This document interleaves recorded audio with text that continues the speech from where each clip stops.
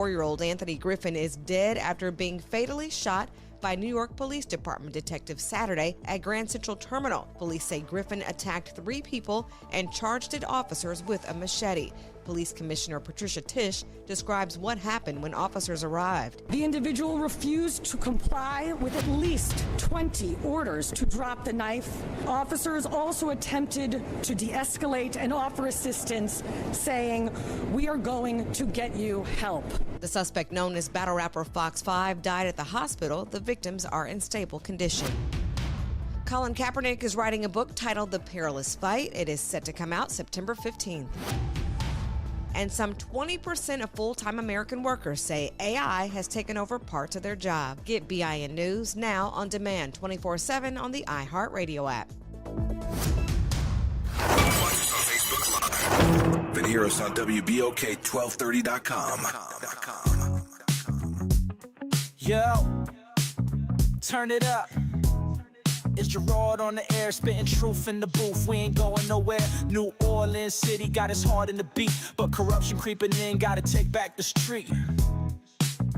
But corruption creeping in, gotta take back the street. From the French Quarter vibes to the Ninth Ward grind, he's the voice of the people, yo, he's one of a kind. Talking about the struggle, the hustle, the pain, but with each word he drops, he's bringing power to the game. Gerard on the radio, calling out the lies, bringing light to the dark, keeping hope in our eyes. He's the voice of the people, making changes unfold. In the city of NOLA, we're reclaiming our soul.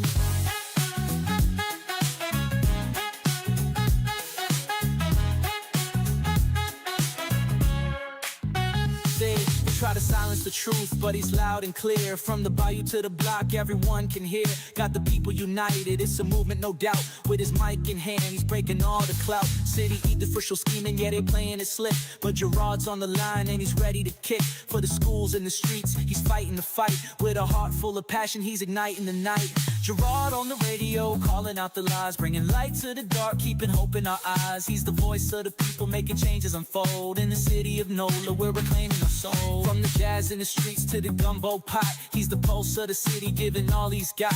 Together we rise, united we stand. With Gerard on the radio, we're taking back our land. So tune in, y'all, let the truth resonate. With Gerard on the mic, we're rewriting our fate. In New Orleans, the power is ours to embrace. Keep it real, keep it loud, let's uplift this place.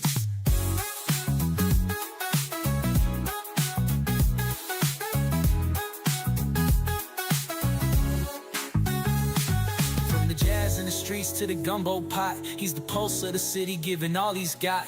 Together we rise, united we stand. With Gerard on the radio, we're taking back our land. So tune in, y'all, let the truth resonate. With Gerard on the mic, we're rewriting our fate. In New Orleans, the power is ours to embrace. Keep it real, keep it loud, let's uplift this place. Gerard on the radio, calling out the lies, bringing light to the dark, keeping hope in our eyes. He's the voice of the people, making changes unfold. In the city of NOLA, we're reclaiming our soul.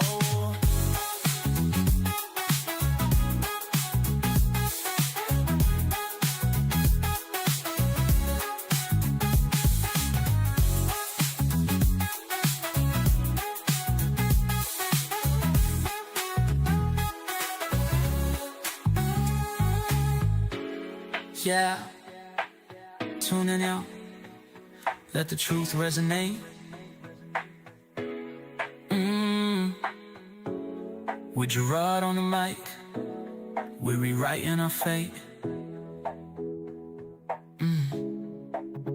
In New Orleans, the power is ours to embrace. Keep it real, keep it loud, let's uplift this place.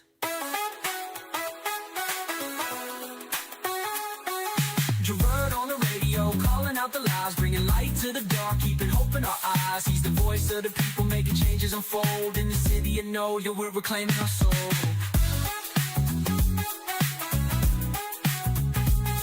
Yeah, let the truth resonate. With Gerard on the mic, we're rewriting our fate. In New Orleans, the power is ours to embrace. Keep it loud, let's uplift this place. Yeah, yeah, yeah, yeah. I saw you over there clap your hands. So just Didn't say nothing at the time. Say again? I saw you over there clapping your hands. I ain't want to say nothing. Sure. I was swatting flies away. Oh, that's what it was? Oh, bro, that was terrible, bro. That's terrible. You left the door open on I that. left. Speaking of leaving the door open, you swatting flies. Duh. What's going on with you? It's Monday. What It's can I say? Monday. That's a good thing, bro. It's Monday. Any day above the ground, what they say in my church, any day that's above the ground, above Yeah. the dirt, is a good day. 1 week away from my birthday. Is it? Yep. 420. April 20th. That's right, 420. Yep. And I'm going to be on vacation. That's right, you are going on vacation. Yep. Huh? Oh, 4 days left in this week. We going to miss you. Stop lying. Stop lying. We going to miss you. I guarantee Donna's looking at the radio right now saying, stop lying. We will miss you. We will miss you. I don't know what I'm going to do, bro. Wait a minute. What? I don't know what I'm going to do. You haven't planned to do nothing on your vacation? Normally, I just relax. Not going anywhere because prices too damn high. Well, I wanted to go home to L.A., but, man, those plane tickets are ridiculous. Man, you got to get you a package deal from like Priceline or Expedia at least 3 weeks in advance. You'll do better that way than trying to get one like right now, trying to get you a flight. Then the other thing is, as far as hacks are concerned, you got to try to make your reservations on a Tuesday or Thursday. Yeah. That's the low days for reservations, and they give you a better price. Also, I know try you to ain't trying to fly. drive. Try to fly early in the morning, as early as possible in the morning, because that's when the Like 12 o'clock, 1 o'clock in the morning. the rates are really low. Well, they ain't real low. Though. I mean, just low. Yeah, lower. They lower, but they ain't real. Let me low. rephrase that. Lower. I got you. Bittersweet weekend. Had a chance to see some folks this weekend. I went to Jazz's homegoing service on Saturday. I was glad to see Miss V. I saw Miss V there, talked to her for a minute. I was actually standing right beside her. And she looked at me and she said, "You want to sit down?" I was like, "No." I was a little antsy, you know? Right. Just seeing him laying up in that, not seeing him laying up in that casket, but laying up in that casket, boy, made me antsy. I couldn't do it. I know. You had already told me. Yeah. And then, I don't want to be at mine if possible. well, if you pass, you better be up in there. But BOK's family came. We saw the BOK family. All of us showed up and showed out. Got to thank Troy Henry. Troy Henry also provided the dollars needed to have his repast. So I got a chance to see Noonie. Noonie, thank you for all that you did, too. Just making sure that he was sent out right. The jazz band was good. We saw them. I'm trying to think who else we saw. I saw a lot of folks. Y'all forgive me for not remembering everybody that I did see, because I saw a lot of folks and they came and talked to me. And just, and still in disbelief, I met Jazz's brothers for the first time. Yeah, I didn't know he had more than one brother. Yeah. I did not know. I think he had two. He has two of them. We got a chance to meet him, Yeah. talk to him for a few minutes. But I had just gone to the point where I'm figuring out something, and I'm hoping that I'm not scaring a whole bunch of men, but we need to really get ourselves checked. Yep. You know what did it for me? Huh? You know what did it for me? Then when I started going to a cardiologist? What's that? When AJ passed. Yeah. That was really messed me up. Right. And I said, I'm going to go start going to a cardiologist, and I have been going ever since. Yeah. Regular. Every 6 months. Me, I got to lose some weight. Got to stop eating crazy. Mm. Well, I don't care what you had to say. But I have been. You see blood coming out my mouth from biting my tongue right now. Whatever, Negro. But I had looked around and said, can't keep eating crazy during the time of the day that you eating in the evening times, going out to eat every night. Got to start eating more vegetables. And got to lose this weight. So I had started losing the weight with the shot, but it has its ups and its downs. We won't discuss the ones that are the worst ones.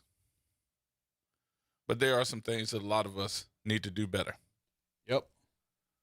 And that was, I guess, my assessment of the whole thing. Just looking, because the St. Leo the Great, it was full. Big church. And it was full. Big congregation of folks that came into that church to give their, let me tell you, it wasn't just us. It was black and white. Jazz had a multi, I guess, collaboration of folks that knew who he was, and they came. A lot of folks told me afterwards, because I posted a lot of these issues, and I posted a lot of the folks that came to the service to pay Jazz his last respects. And what I did was posted them so that everybody could see how many folks just loved him. Hey, Sister V. Good evening. How you doing? I'm doing fine. And forgive me, I didn't really put it into perspective, Gerard, as far as your mourning, just seeing him laying up there, huh? Yeah. Yeah. It was all right. You were just being nice to me, so I appreciated it. Okay. But that's Okay, why I stood up the whole time, because I was antsy. I was so antsy. Yes. Okay. I just couldn't sit there and just like, Yes. because my mindset was, come on, bro, stop playing and get up. Okay. I see. And you know what else, Gerard?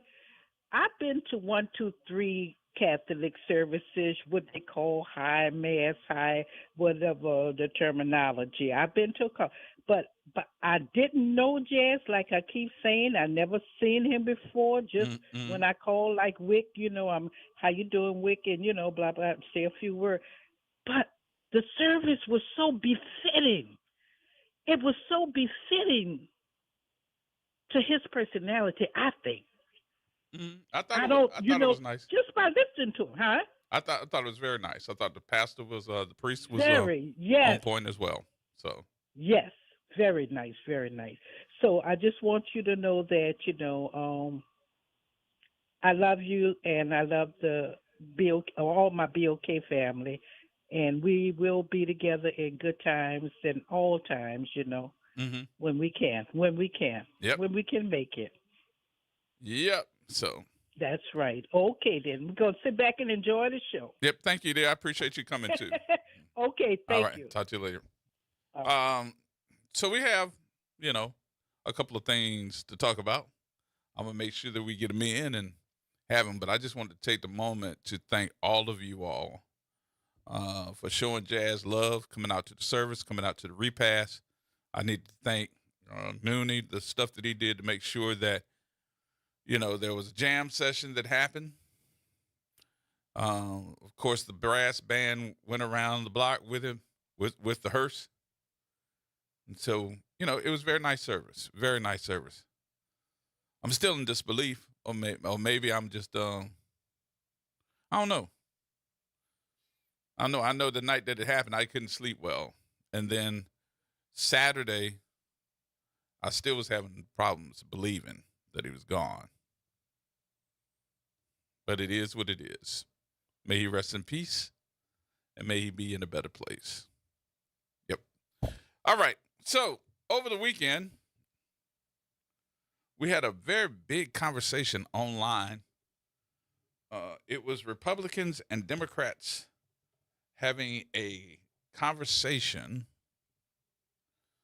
online about belief in what's happening in the state of the United States. I guess it's like the state of the state, and how people are having a real big problem right now with anything. anything that has the United States attached to it. They're having a real big problem identifying with Do it. you blame them?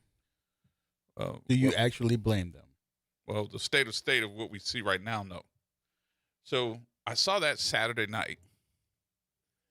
Then on Sunday, I said that I was going to bring this up on the show today. I went to church Sunday morning, and I thought it was interesting that my pastor, in the 20-some years that I've been going to this church, had a political message that he tied into a biblical message. Now, hear me out. He don't like talking politics in the church. It's not supposed to be in a church. I think it should be in church.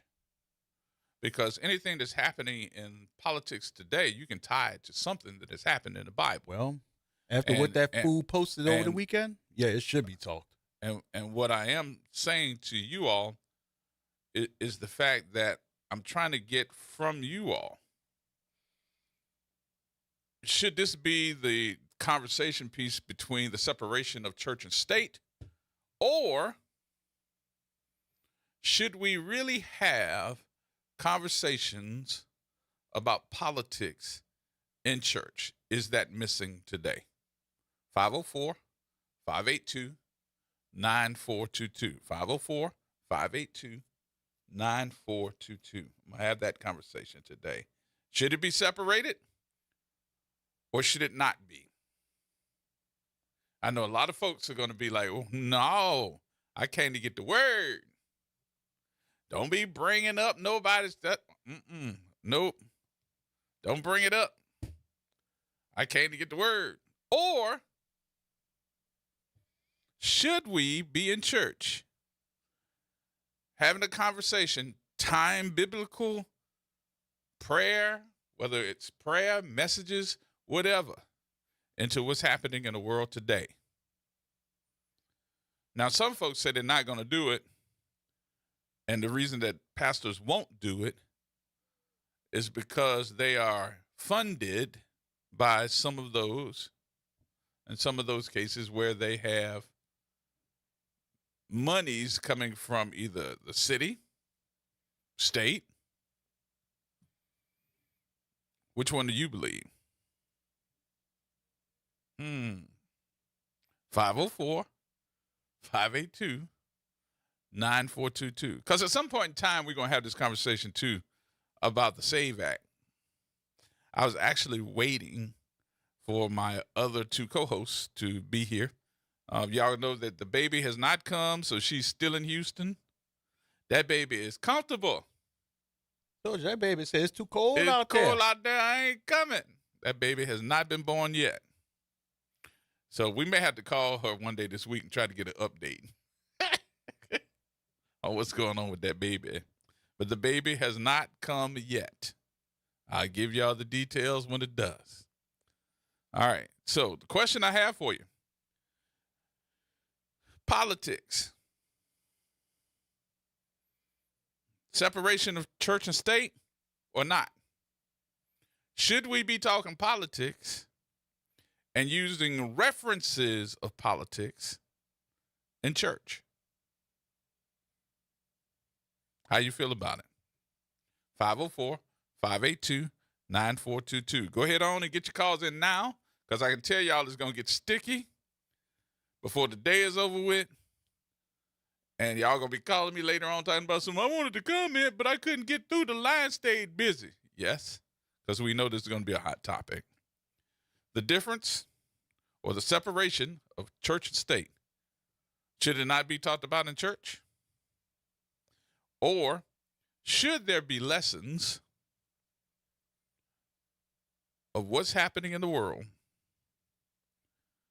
discussed in a biblical sense in church? How you feel about it? We'll take our first break of the day. We'll come back with some of your telephone calls and get them in here.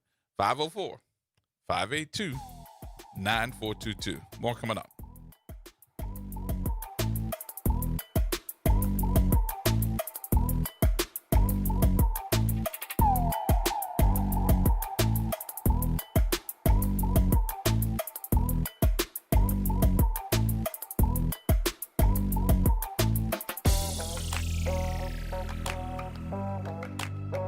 This is Monica Pierre along with Sally Ann Roberts Daybone, co-host of Your Power is On. Tune in Sunday mornings from 7 to 8 a.m. for music that feeds the spirit. Get your Sunday on. Right here on WBOK 1230 AM and WBOK1230.com, the station you listen to All day long. City Park is where to go when you don't know where to go.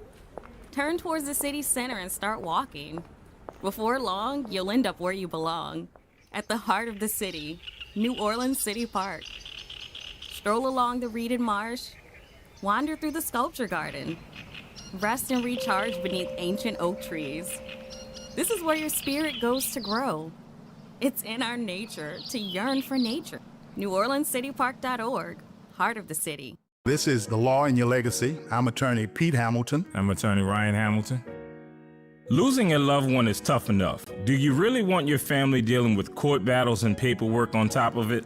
Whether you choose a will or a trust, think ahead. Take care of your family. Let them focus on healing instead of headaches.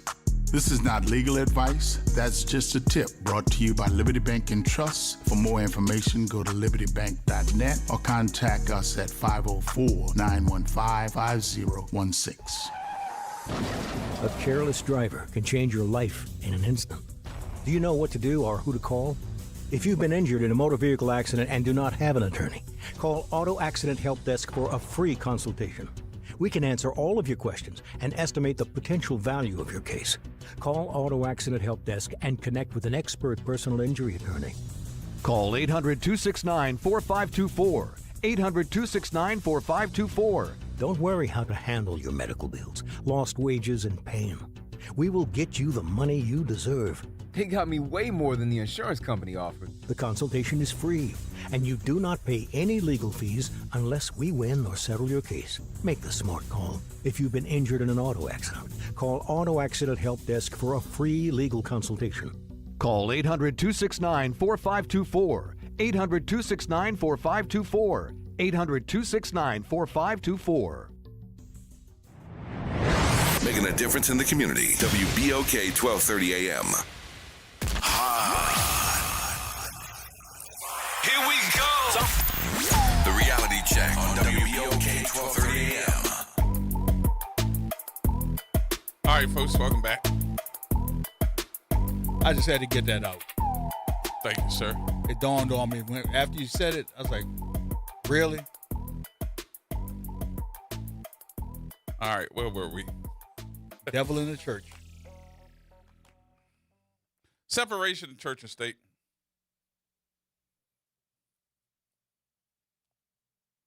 Some people have their own,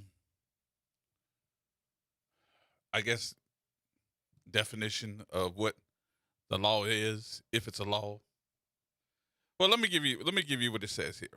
Separation of church and state is a legal and philosophical doctrine in the U.S., maintaining a distance between religious organizations and government, primarily derived from the First Amendment's established clause.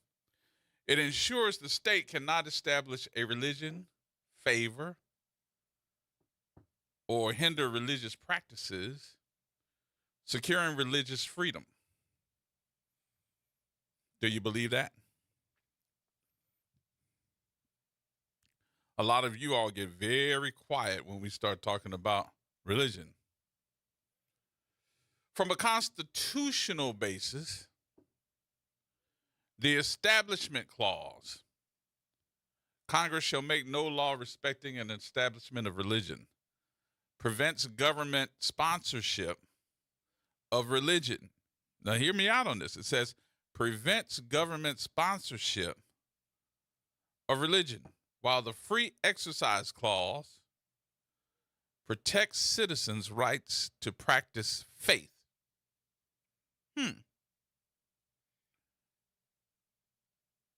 Well, let me give you this too, before I start commenting.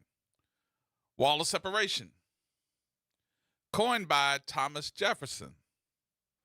This metaphor, it describes the desired boundary, arguing that religion is a matter between man and his God. You believe that? Let's go to the purpose.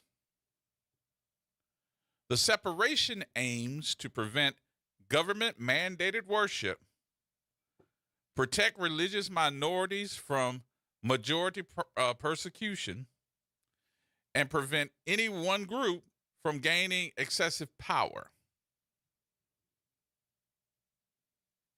A legal doctrine says the Supreme Court has upheld this principle in cases such as Everson versus Board of Education in 1947, reinforcing that the government cannot aid one or all religions. I'm bringing this up today for a reason, because we may have to go back through some stuff that has definitely happened here in the state of Louisiana.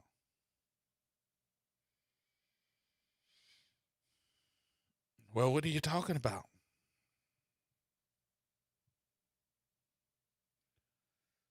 How do we continuously separate, or say that we have separated,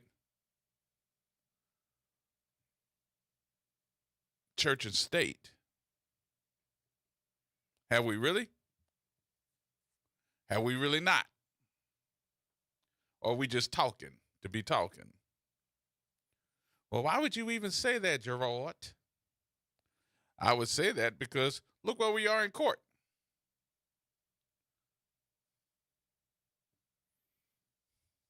In one of the arguments in court right now of you all should be able to have your children see and read the 10 Commandments every single day. Is that separation of church and state?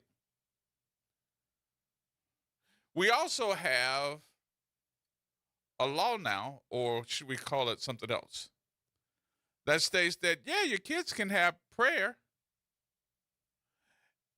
at school as long as they don't do it amongst those that don't want to have prayer. So they can have like a little prayer circle outside, and anybody who wants to go to that, they can. But to say you're going to, quote unquote, force it on the whole student body? Nope. You can't. Not public school. Then the other thought that I would put up in here as I'm looking at this, I think, confusing text of what we've seen, the separation of church and state, politics, or whatever you want to call it now. When did that become separated? Because we even have a portion of the electorate called the evangelicals. Is that separate? Trying to tell me what to do with my politics. Trying to tell me who to vote for. And the evangelicals are a real piece of this movement with MAGA. When are they separate? See, it can't be good for some and wrong for others. It's going to have to be one way or the other. Now, let's get into something else about this separation of church and state. One thing that I do know, that over the course of my life, black folks make movements. And it's a movement that's usually headed up by the pastor of a church, and sometimes meetings at the church. You get what I'm talking about? I'll say it again.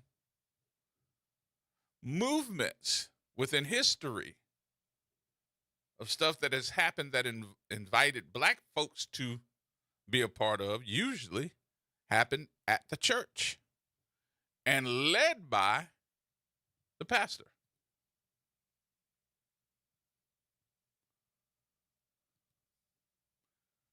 Well, who's the first person in line? It's usually the pastor. Yeah. But we've gotten to the point where we've gotten away from it. So has that strategic move of getting church and state separated worked on one part and left us out here wondering who's going to lead the way from an African-American standpoint on another part?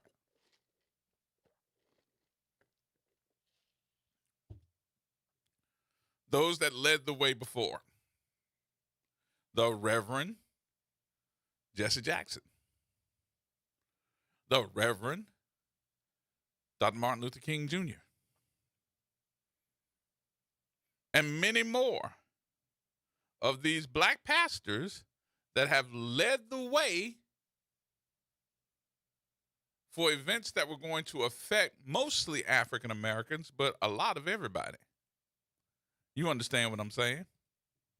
So my question is, if I keep telling you that, oh, you can't do that in the church, you can't have that here, you can't have that here, then where do we fight? Where do we go? Where do we go for leadership? What happens? We don't have a place to go. I keep hearing that people don't know who to follow. If I want to stop a movement, all I got to do is fund them with grants. How many of you heard that lately? I'll fund the church with grants. And if they come up and go against me on anything, we'll pull the grant. So those folks that are leaders of big churches, we want to make sure that they don't come up against us. So the bigger your congregation is, the bigger the grant is. You go 50,000 here. Is 30,000, 40, 50,000, 60,000, or $100,000 grant. If you want that money, I hope that you're going to be quiet when stuff comes up against me. I really feel sometimes we can be our own worst enemy. Because you're either going to stand for something or fall for the money. Well, I know you're not talking about my pastor. I'm talking about all the pastors that have done this before. You don't stand for the people and you take the money.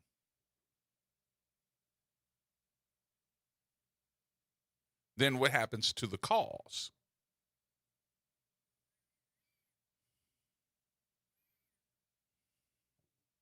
What happens to the cause? It goes away.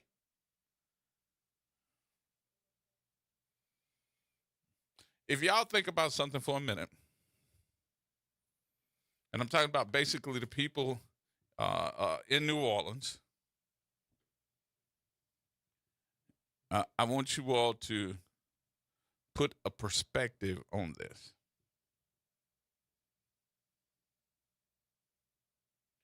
How many of us know that we got stuff wrong in our communities? Raise your hand. Don't take your hand off the steering wheel, but raise your hand. The majority of us.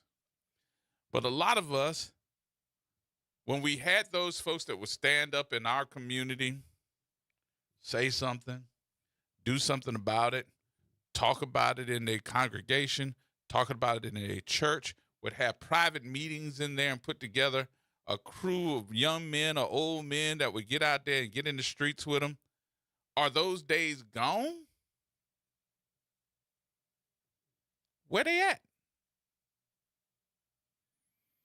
Where are they? What has stopped them or prevented them from doing those things for your community? I would say two things. The grant issue, and then are we really taking for serious what we are protesting, standing for, making a movement, or whatever? What are we doing? Chuck. Yes, good evening to you. What's going on with you, man? How you doing?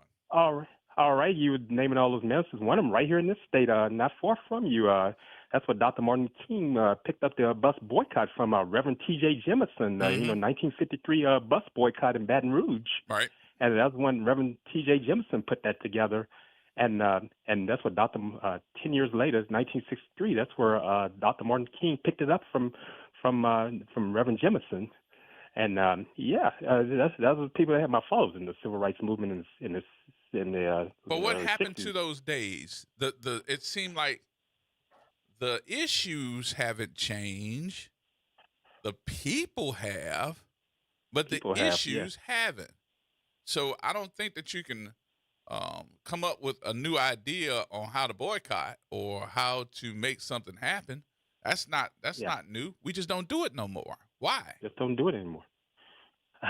What you just said, I think it comes down, they see the almighty dollar, and that's why they don't get involved in things and things. And just think back during the time of Dr. Martin King, there were some black churches. People don't want to talk about that, but there were those black faiths that were against Dr. Martin King. They didn't want any part of him. And, well, I mean, that's where the term, what by the dough came from.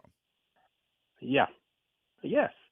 And that's what happened. That's why they had the Progressive Baptist Convention that Dr. Martin King was a part of. And I hate to call it fake out, but the National Baptist Convention USA, they didn't want anything to do with him, saying he was too radical, and he wasn't accepted among. And now I see people going out there and want to recognize his day and Black History Month, but a lot of those same people that were sitting up there recognizing Dr. King, they didn't want anything to do with him. Even right here in Monroe, I'm gonna tell you this. I'm gonna be quick on this, but here in 1965, he was. I didn't want him to come.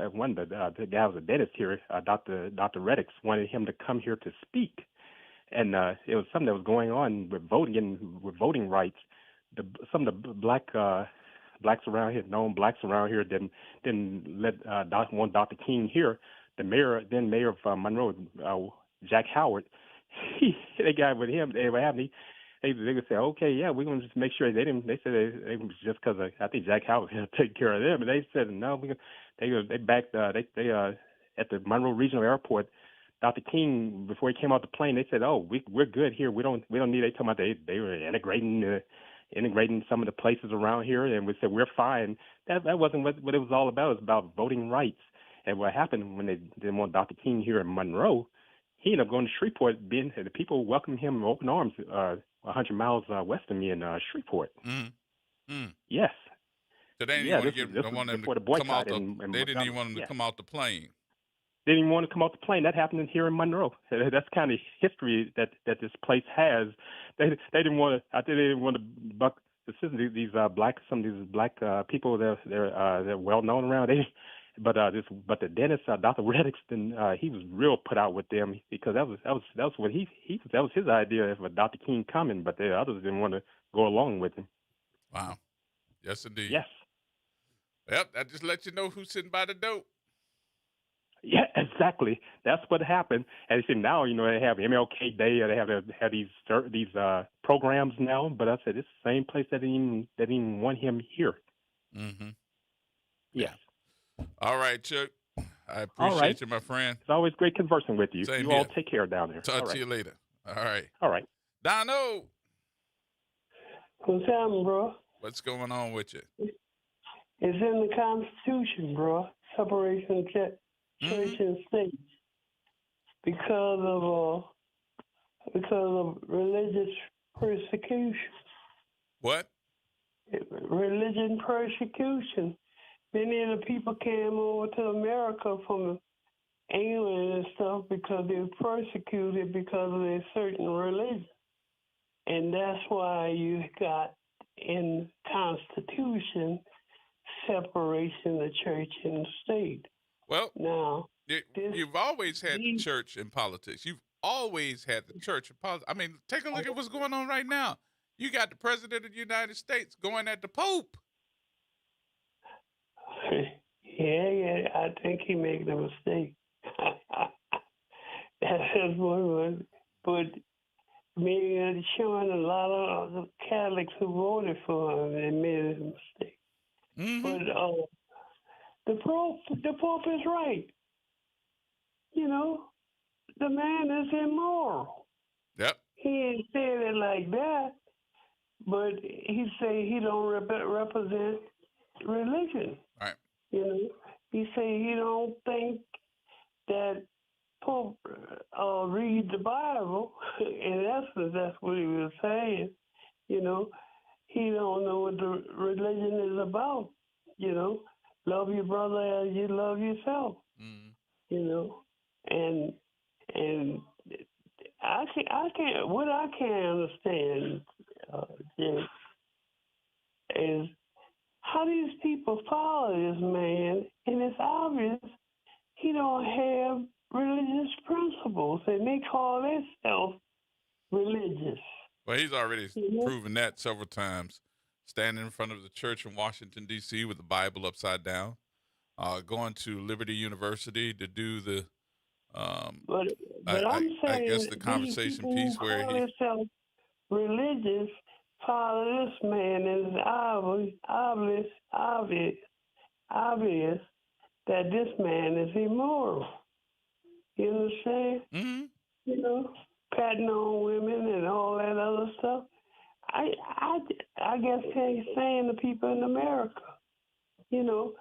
But I wanted to tell you about when you going to talk about the sewage and water board and I'm working on it for next week because we're going to have the we're going to have the CEO on the show. So and the council president. Every time a black person get a position, we're going to talk about it. We're going to talk about it, but we ain't talking about it today. I'm sorry we can't talk about it today. I got to save it for when he comes. I can't wait till you talk about it because it irks me when I see him on TV, you know. And just like the lady who retired, who had spent over 30 years and had a decent retirement, they cut up because she was black. Yep. You know, man, how can we got to come? What I'm talking about, the preachers. You see how quiet they get when a white person get in office, as opposed to when a black person is a mayor. They be protesting and everything, but then they're taking payments, many of them. Well, that's what we talked about with that grant stuff. So we'll see. Okay. All right, Donald. Thank you, my friend.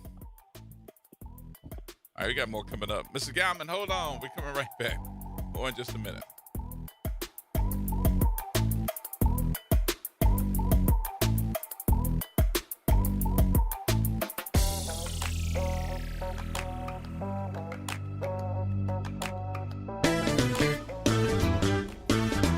Hi, I'm Leo Jackson, host of Sunday Gospel here every Sunday morning, 5 a.m. to 7 p.m. and 12 o'clock till 2 p.m. You don't want to miss this move of God. It happens only on WBOK. You listen to all day long. New Orleans, the city of festivals and second chances. This is Mr. Rocky of Faithers in Jesus the Christ, inviting everyone to come to the table of grace.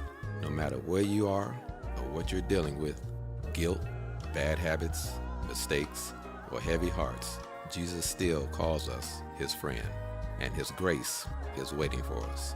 Tune in to WBOK, 12:30 a.m., or watch live on Facebook or Instagram. We'll reflect on his work on the cross, his resurrection, his ascension, and the hope of his return for we who that believe and have received him by faith. So join us at the table of grace, where mercy is fresh, forgiveness is real, and grace is served for people like you and me. Greetings and salutations. I am Edward B. Coulon Smith, chairman of the board of the New Orleans Regional Black Chamber of Commerce. We'd like to invite you to tune in every Wednesday at 12 noon on WBOK to listen in on Black to Business and be a part of the movement that's going on. Thank you. WBOK. Better pay attention. Powered by Cox Business. Here we go. The reality check on WBOK 12:30 a.m. All right, folks, welcome back. Welcome back. It's Monday. Gerard Stevens with you. The attorney extraordinaire still out. She's going to be out for a while, y'all. She is playing Mimi. Is that what she said? Don't call her grandma. Call her Mimi. The baby is not here yet. But We're wishing all well, and we'll let you know when the birth is going to be. And baby said, mm-mm. Baby said, I am comfortable. So, not yet. All right, y'all, let's go back to the lines here. 504-582-9422. Mr. Galman. How you doing, Mr. G? Good. How you doing? Did you receive my letter? Yes, I got your letter. Okay. The letter I sent you was regarding reparation for our ancestors that was brought over from Africa. Mm-hmm. The Ghana ambassador to the United Nations in New York, presented a resolution seeking justice and reparation for the transatlantic slave trade from the United States of America. Now, the resolution passed. Mm-hmm. 3 countries voted against that resolution. Number 1, the United States ambassador voted against it. We learned that Donald Trump told them to vote against it. Israel voted against it, and Argentina. Now, my ancestors came from Ghana, and I know about the transatlantic slave trade. From Senegal down to South Africa, our ancestors was kidnapped in West Africa. But here's a man here, President of the United States, going to request the U.S. ambassadors to the United Nations to vote against the resolution requesting reparation. Now, I'm quite sure you know many countries applied for reparation. They received it. The Jews received it from Germany. The Japanese received it from the United States, and they were put in internment camps in California. But yet, the issue of reparation have died down here in America. From 1808 to 1863, New Orleans was the slave capital of the Confederacy. They had 2 banks in New Orleans that made loans to future slave owners to buy slaves. They also had another bank in New Orleans that if you came from Europe and came to America, they make loans to you to buy land and buy farm equipment. That's the best kept secret in America about New Orleans Road. I was on a panel, and the material I sent to you with Emmett Till's mother. It was the 3 of us. Dr. Tillman from Chicago was the other panel member. And she was on the panel with me, Emmett Till's mother, Miss Mamie Till Mobley. And when she began to talk about her son, her only son, she began to cry. That got to me about her son.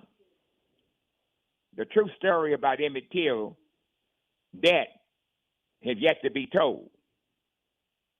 And we need to wake up and begin to hold forums in the name of folks like Emmett Till or Mamie Till Mobley, his mother.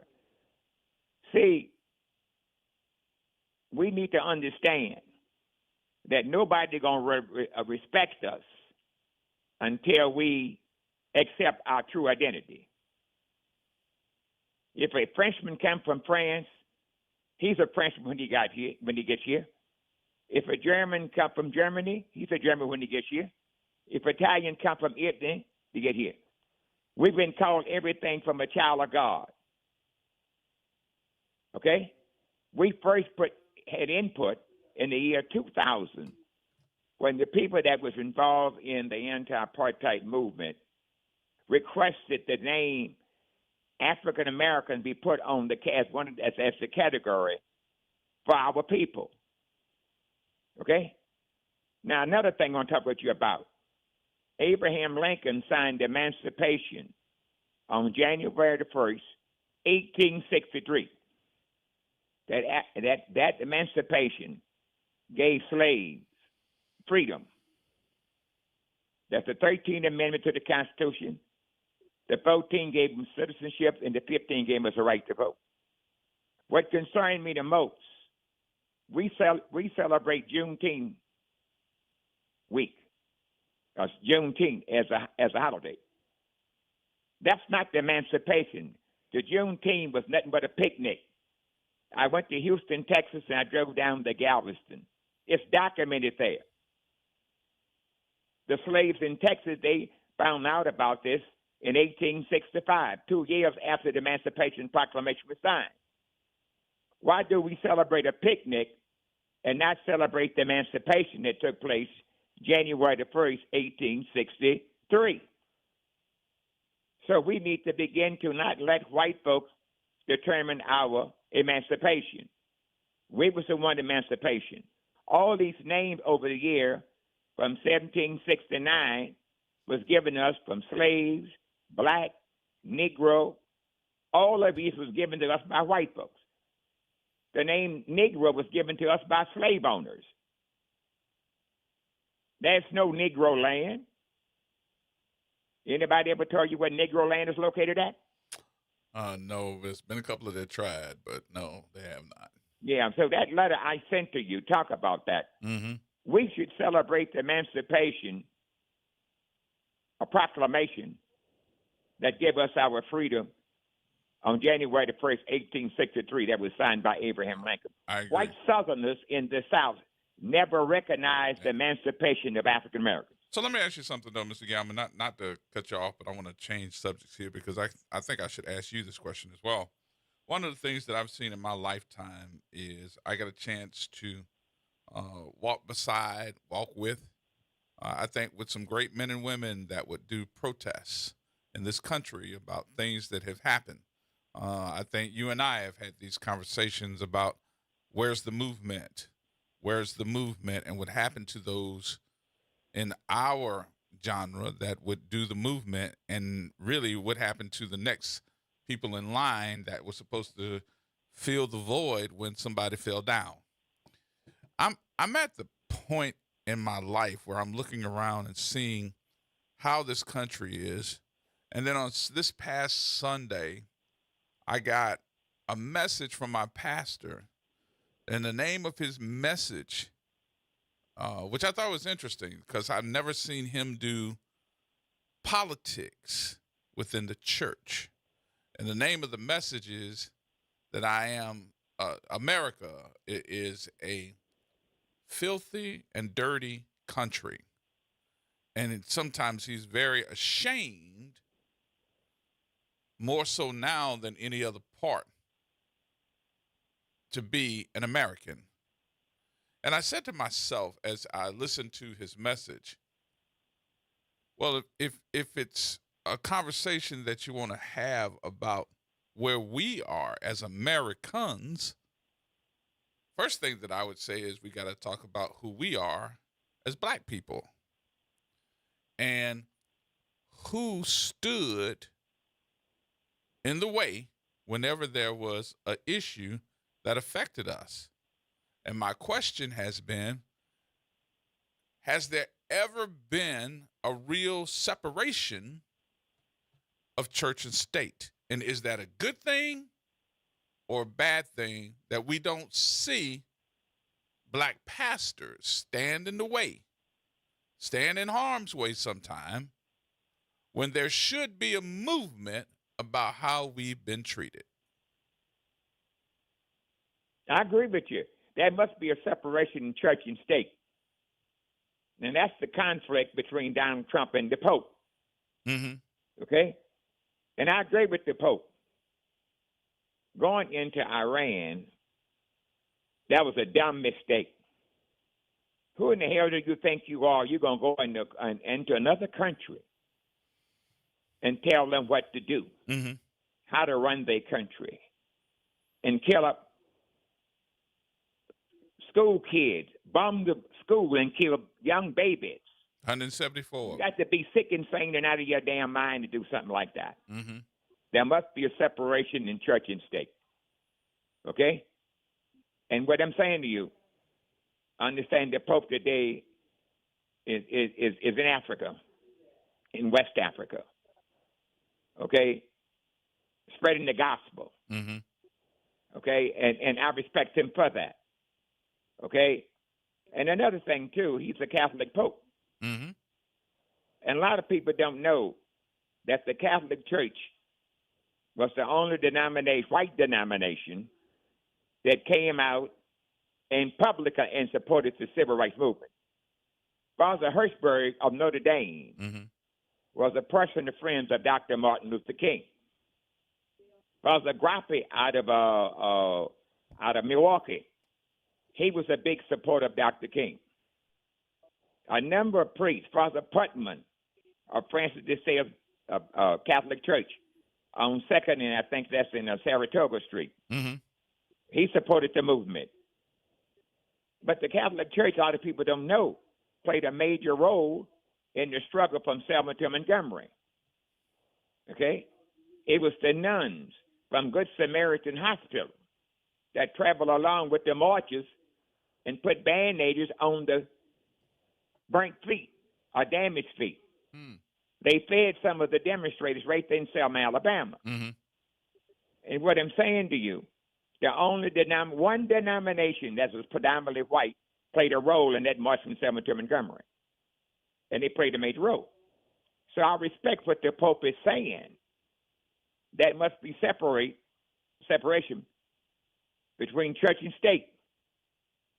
But Donald Trump seems like he's too dumb to understand that. It's morally wrong to go into a country to tell them how to run their government. So you think there should be separation of church and church and state? Well, let me tell you why I brought that up.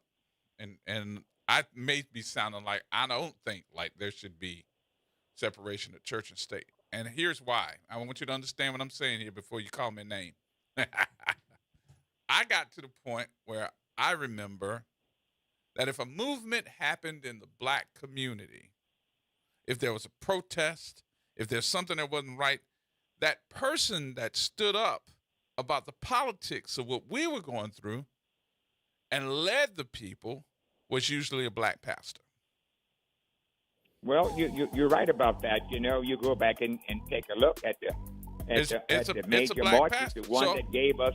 Right. I don't think that there should be a separation of church and state, because since that separation of church and state has happened. The reason I said that. Yeah. Hold on 1 minute. Hold that thought. I got to take my break, but don't go nowhere. I'm going to come right back. All right, we got to take a news break, y'all. We're coming right back. We're talking with Mr. Gallman. More next.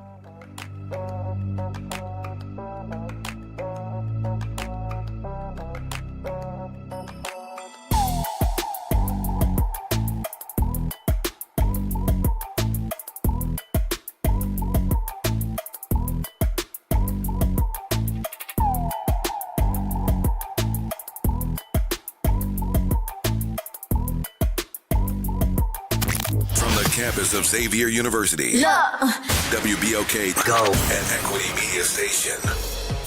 Here's what's trending this hour. President Trump says the U.S. Navy will begin the process of blockading any ships from leaving or entering the Strait of Hormuz. Trump made the announcement in a post on Truth Social Sunday morning, adding that other countries will be involved with this blockade. He also said that he's instructed the Navy to seek and interdict every vessel in international waters that has paid a toll to Iran. I'm Misty Jordan, and that's what's trending. Here we go.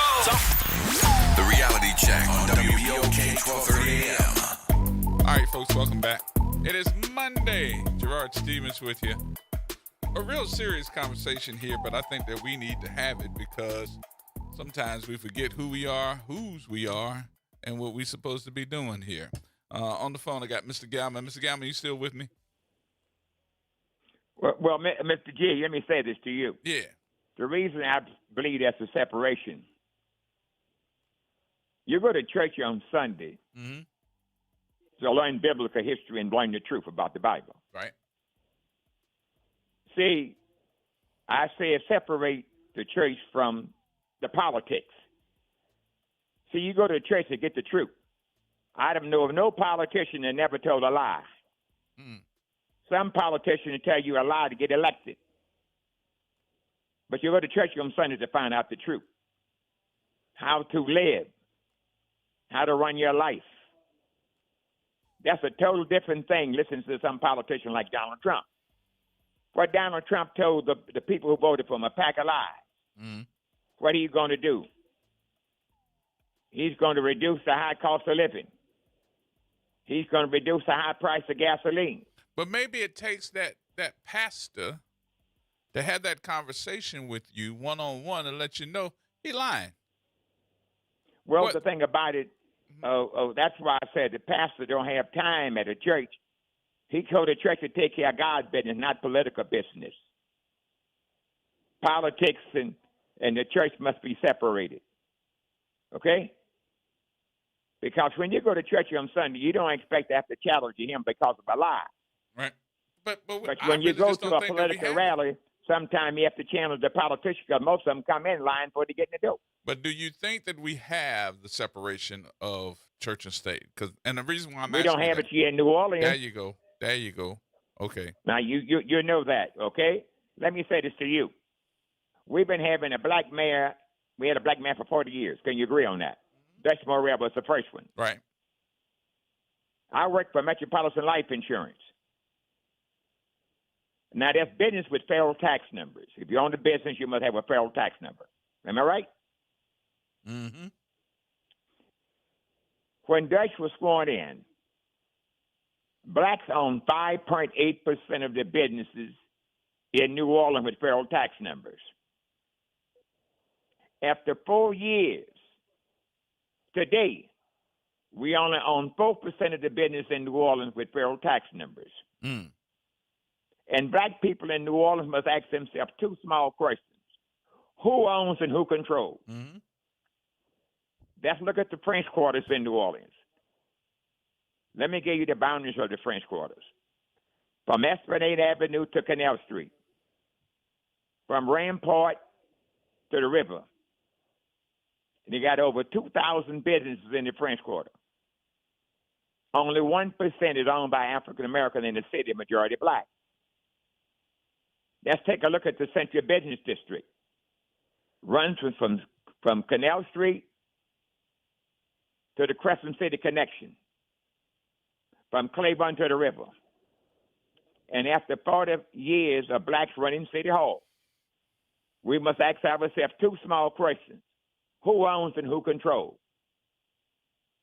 We must ask ourselves that question. The big problem, we've been electing the wrong people. Over in Selma, we took a look at the two cities. Today, Atlanta have the more African Americans millionaires than any city in the Deep South. They own more black businesses than any city in the Deep South. They own more homes than any city in the South. There's a reason for that. During the Civil Rights Movement, there were 6 major organizations that was part of the Civil Rights Movement. They played a major role getting the 1964 Civil Rights Act passed, the 1965 Voting Rights Act, and 1968 Fair Housing Act. We looked at those 6 organizations in Atlanta, Georgia, from 1965 to 1990. 70% of the people that got elected in the city of Atlanta were directly involved in the civil rights movement. We took a look at New Orleans.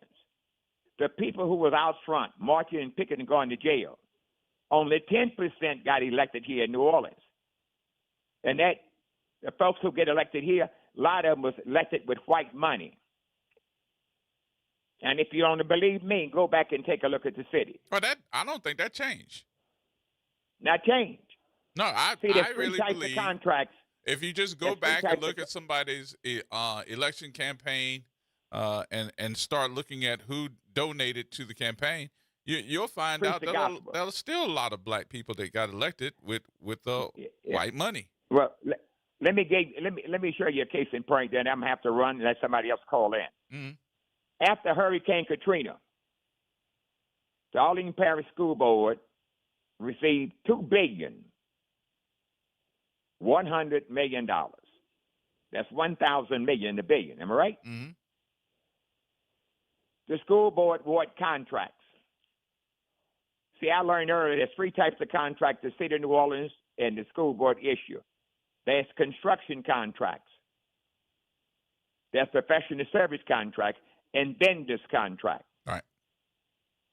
The school board built 25 new schools after Katrina. Mm-hmm. Now, can you name me one African American contractor in Alding Parish that received $1 million contract? No. Now, let's go back during slavery. Slaves built the U.S. Capitol in D.C. They built the U.S. Capitol. Also in Mississippi, the mayor's office in Mississippi was built by slaves. Slaves built the French quarters. If you go to Dhaka, Senegal, you see the same brickwork and ironwork in Dhaka, Senegal, that you see in the French quarters. Yes. Now, we were smart enough to build the U.S. Capitol and build the City Hall in Mississippi, but today we're not smart enough to build a school. That goes against our principles of psychology. Right. Okay? So the material I sent to you, make a long story short, we got to stop talking about the picnic that happened in Galveston, Texas, to celebrate our liberation. We need to talk about the emancipation that was signed into law by Abraham Lincoln on January the 1st, 1863. We got to talk about our own history, because nobody will save us. Nobody going to save us but us for us. Yeah. Do that make sense? Got you. Hold it. Have a great day, Doctor. I appreciate you, though. Thank you, Mr. Galman. All right. Already. Galloway. I went from Galman to Galloway. There you go. Amen, brother. How you doing today? There you go. What's going on with you? Oh, no, I can't call it. If I did, I'll spoil it. But first of all, Mr. Galvin, much as I respect you, you're absolutely incorrect about Juneteenth. Before what you consider a picnic, you had thousands of United States colored troops fighting in Texas, freeing enslaved Africans, especially along the southern border before Granger got there. So this myth about us having a party and Granger getting off the boat reading a piece of paper, that's the lie that's been promoted. Once again, we were fighting before Granger got there, preventing enslaved Africans being sold to Cuba and Brazil. That is the real true story. Granger got there, and he was making deals with the Confederate Army. That's how some of our ancestors was not escaped, sold to Brazil and into Cuba. That's the guys on the street by Juneteenth. January 1st, 1863 is not a holiday.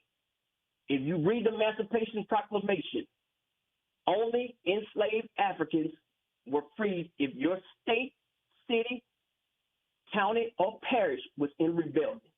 New Orleans, you were not in rebellion. So January 1st, 1863 meant zero to Orleans Parish. And I'm not trying to start a back and forth with Mr. Gowan, but we got to speak reality. Mississippi did not ratify the 13th Amendment to February 7, 2013. So there's no holiday.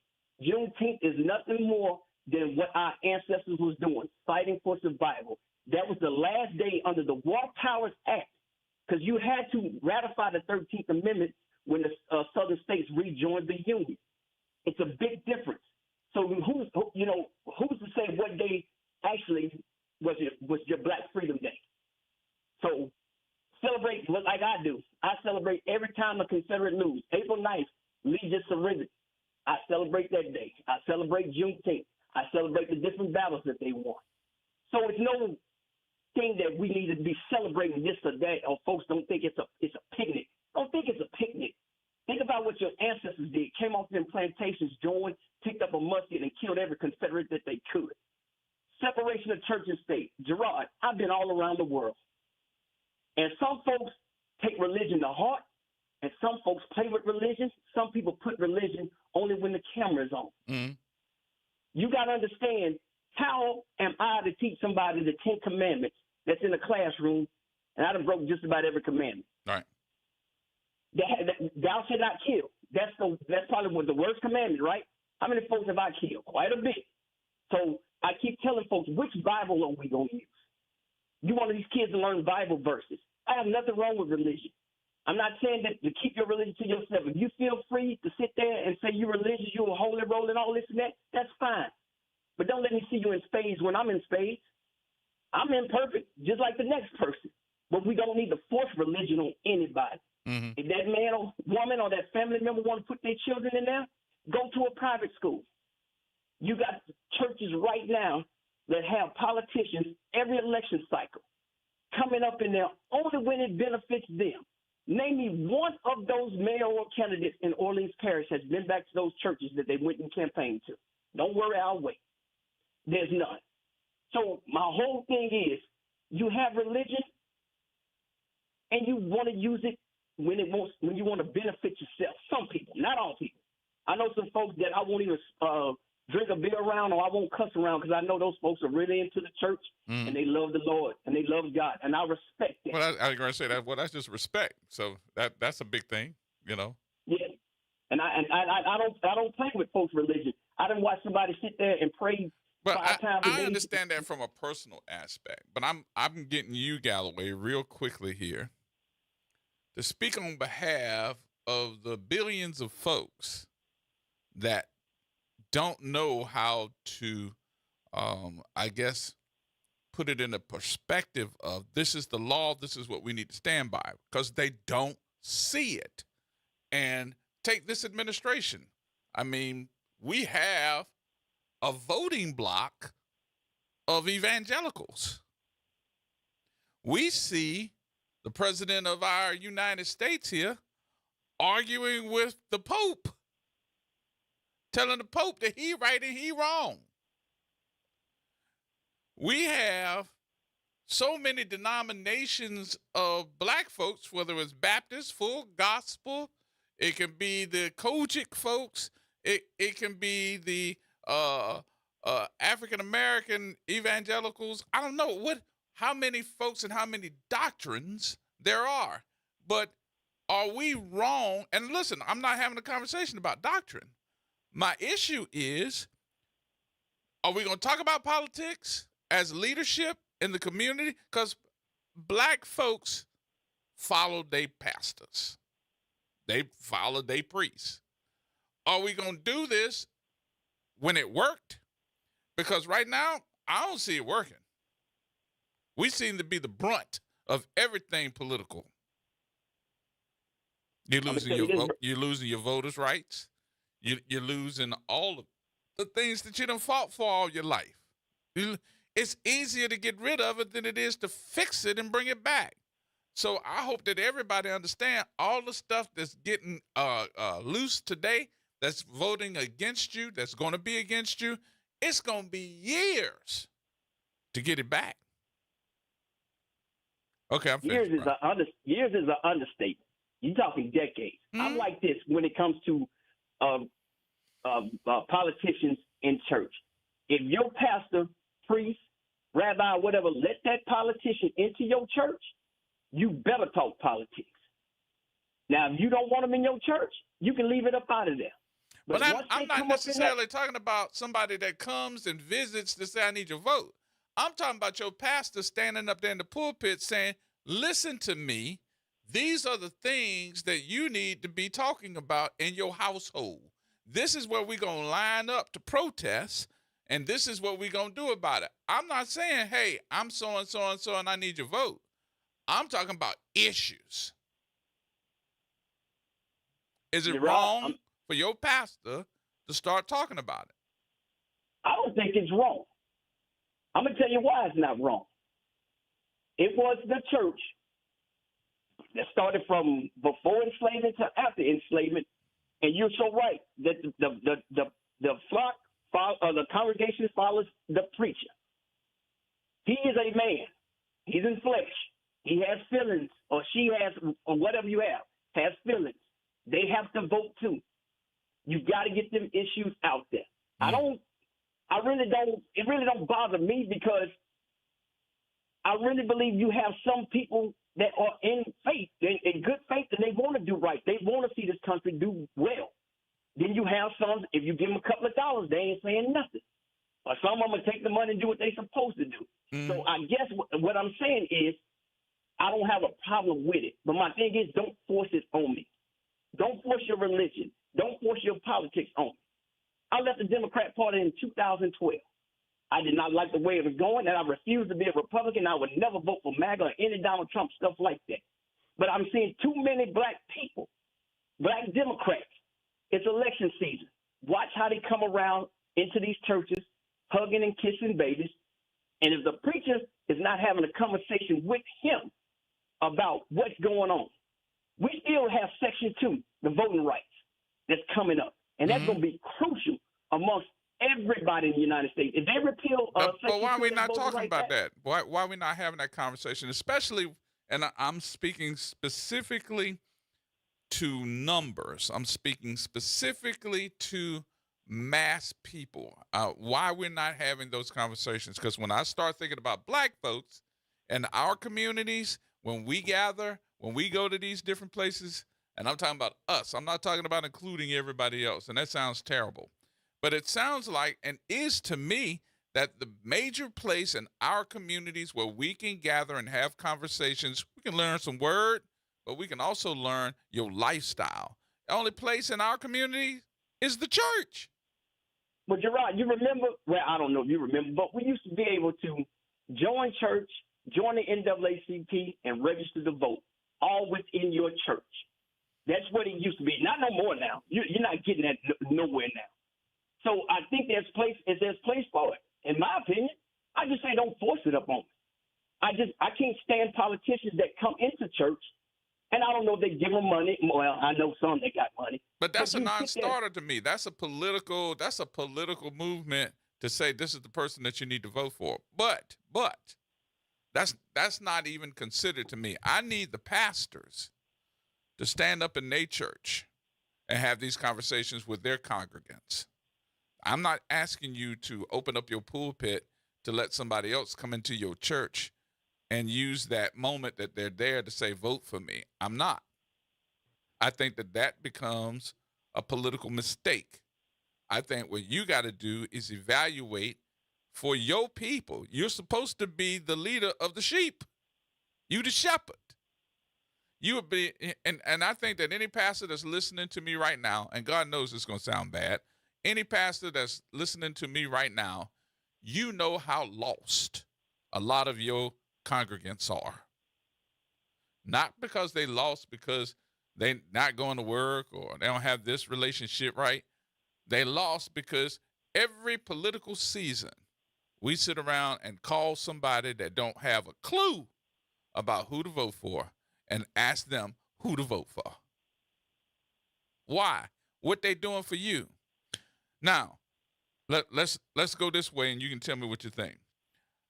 I think that somebody should open up the church, not on Sunday, maybe your hall, whatever, and bring those folks in your church and say, what you going to do for my folks? And then let your folks talk to that person and say, this is what we need. And then what you going to do your first 100 days? We going to talk about stuff that we don't even know nothing about to give them a chance to lie. We're not asking the right questions. So and Gerard, I agree with you. Don't come to me on Sunday when you can come to Bible studies on Wednesday or Tuesday. I'm with you. My thing is the church that we grew up in, those were civil rights people. We have moved way away from that. We got mega churches now. We have pastors with private planes and jets and big luxury cars now. Most of our pastors grew up maybe having a Cadillac. A lot of folks, you got to follow the money with some of these people. Mm-hmm. But I really do believe that you shouldn't have to come on Sunday. You can come on Wednesday, Thursday, or whatever. There's always something going on at a church. Yep. But the Sunday thing is a turnoff for a lot of people. You know, I'm a Messianic Jew, should say. Why not debate all of them together at your church? Why not invite all of them to come to your church and answer the questions in front of all the folks? And as the pastor, you put the word out to get all the folks that come to your Sunday service to show up for this one so you'll know who to vote for. You know why? Because some of those politicians don't want to be seen with other politicians in the same church. A lot of them believe a little bit different. There's different levels to being a Southern Baptist or a Roman Catholic versus a different type of Catholic. Same thing in the Jewish community, Orthodox, between what I am, Messianic Jew. We don't even let politicians into our church. Wow. And the reason, to our synagogue, the reason being because, as the rabbi said, once you let one in, they're going to come back knocking again every 3 to 4 years. And then if you don't sit there and appease to the people, then your church start losing members. So I think what's wrong with a lot of politicians is, and this has been a perception for a minute, and I hope that nobody thinks that I'm criticizing them, but the perception has been, and I want you to comment on this too, Galloway, is the only time you see a politician is when they are coming to try to get your vote.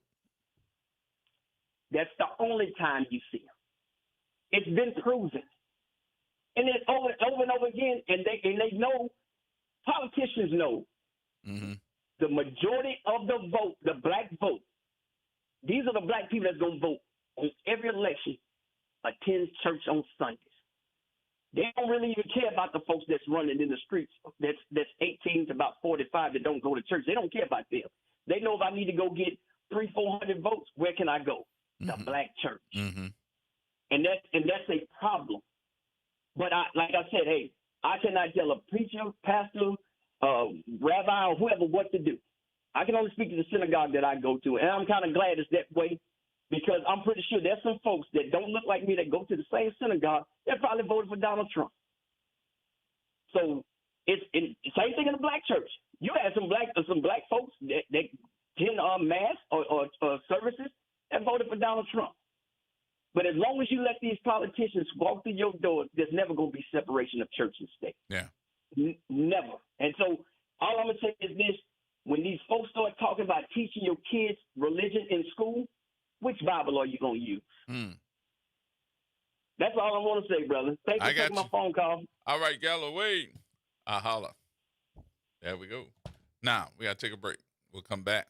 We'll have a conversation some more. Get your calls in, boy. 504-582-9422. There's more coming up.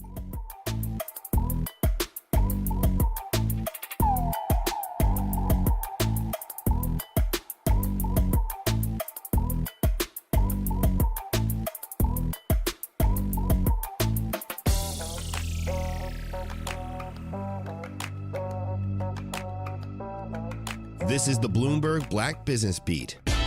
Conflict in the Middle East, mixed feelings about artificial intelligence, and more are causing turbulence in markets. But when things are volatile, John Rogers sees opportunity. Rogers is founder, chairman, and co-CEO of Ariel Investments, one of the largest and longest-running black-owned investment firms in the country. Speaking recently at Bloomberg Invest, Rogers says that above all, his firm focuses on being patient and having a long-term view. You have to wait until you can buy a great business at a bargain price. And then you have to be patient, as often a company maybe it's going through a temporary crisis. You have to be able to look out again over the horizon and see what that company will look like when the sun comes out again and the storms drift away. Ariel focuses on businesses that it feels will perform well in the long haul, even if it hits some bumps in the road along the way. I'm Bloomberg's Justin Milliner on the Black Business Beat. Pros, just because something on the job runs out doesn't mean you have to. Order it on the Lowe's app.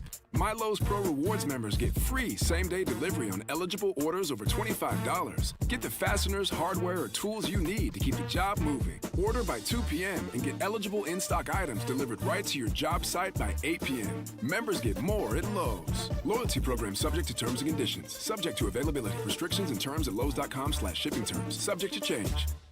David was in big trouble with the IRS. At first, I didn't owe that much, but after this year, it was out of control. Then David called Get a Tax Lawyer. Right away, they were like, oh yeah, looks like you're qualified to save. Get a Tax Lawyer went to work.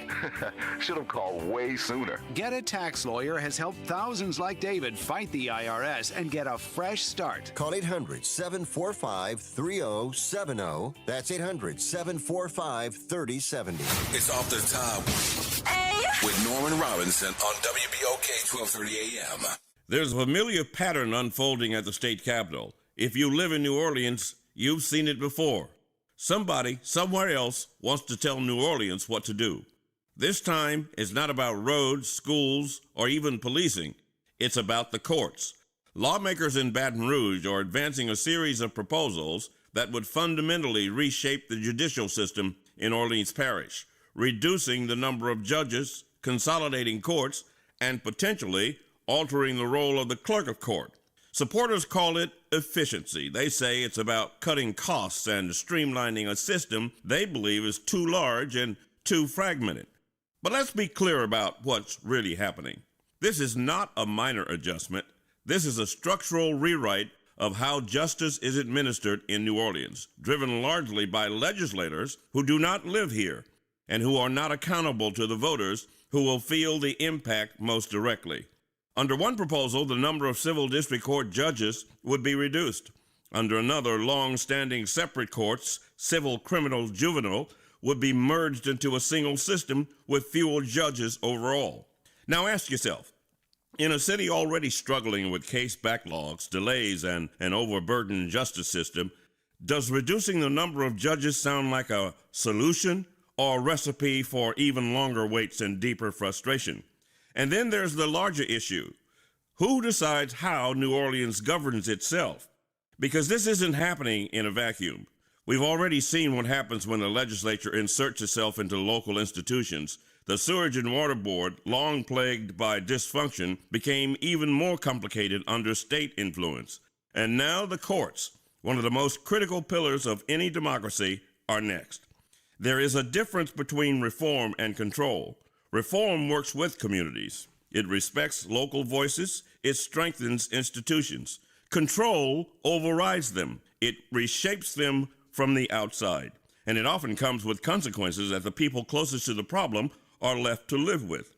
No one is arguing that our court system is perfect. It isn't. But meaningful reform should come from collaboration, from judges, legal professionals, and the citizens of this city, not imposed by sweeping legislation from beyond the city, sponsored by lawmakers who don't even live here. At its core, this is about more than courtrooms and caseloads. It's about autonomy. It's about representation. This is about whether the people of New Orleans get to decide how justice works in their own city. This is Norman Robinson, Off the Top.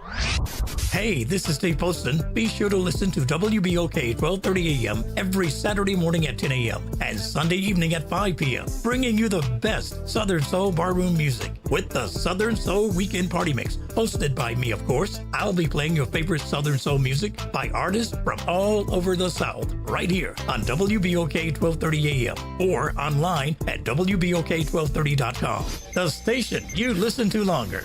Listen to longer. Listen to longer. City Park is where to go when you don't know where to go. Turn towards the city center and start walking. Before long, you'll end up where you belong, at the heart of the city, New Orleans City Park. Stroll along the reeded marsh, wander through the sculpture garden, rest and recharge beneath ancient oak trees. This is where your spirit goes to grow. It's in our nature to yearn for nature.